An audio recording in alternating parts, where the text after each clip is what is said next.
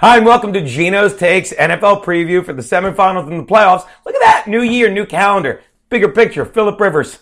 Breaks my heart. All right, let's get right to it. I'm going to talk about the 4 games and 4 key injuries that are making me lean in one direction. Not like One Direction made me lean. That was a court case, and it was odd. It was odd. Anyway, not important. And yes, we went 1, 2, and 1 last week, but I give you these ideas so maybe you can go against me. But look, plenty of college picks, right? And if you follow me on Twitter, you'll see all my gamblers are very happy with the winnings they've been making. Just skip over this week's tweets. Very angry people. I'm kidding. Let's get right to it. The 4 big games. Seattle returns to Carolina. And are you really focused on Marshawn Lynch's injury? No. If you're a fan of Seattle, and if you're a fan of gambling on Seattle, like we all have been the last half of the season, then why do you even want him to come back? Because in that game, sure, they struggled to a 10-9 win, but that had nothing to do with Marshawn Lynch because Russell Wilson was in the zone. And the only thing that, dare I say, cooled him off was that ridiculous weather. And don't sit there and say Seattle didn't deserve to win that game, because if you are, you're saying Minnesota deserved to win a game. And I don't think any team deserves to win an NFL playoff game when they can't score a single touchdown, okay? Meanwhile, Seattle scored a touchdown and had 2 more of those signature home run balls that Russell Wilson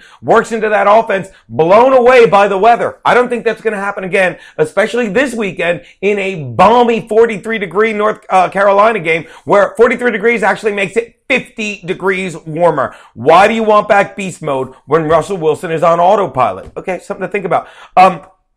And Seattle's defense has just been sick in the postseason. Let's talk about this other thing. Alex Smith, don't tell me I was wrong about him. I was right. I said he doesn't play well under pressure. And you can put your money on KC this week, and I might, because that line is interesting. Last I saw it was like 5.5, 6. But look, the bottom line is he doesn't play well under pressure. He played very poorly the first half, whether you want to realize it or not, but you were so focused on Brian Hoyer, who not only played Texans out of that game, he played himself out of Texas. The worst thing he could have done was make the postseason, because in that game, they realized we can't win with him.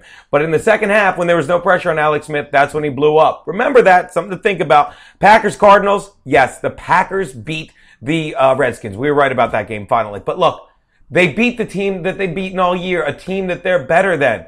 They struggle against very good teams, and it was just 3 weeks ago that they went out into the desert in Arizona and got their asses handed to them by a team that didn't have Tyrann Mathieu, and I thought that would affect them. It does not. And I think the whole injury bug is something that the Cardinals are celebrating going into this game, because let's face it, a year ago, they were decimated and they were one and done.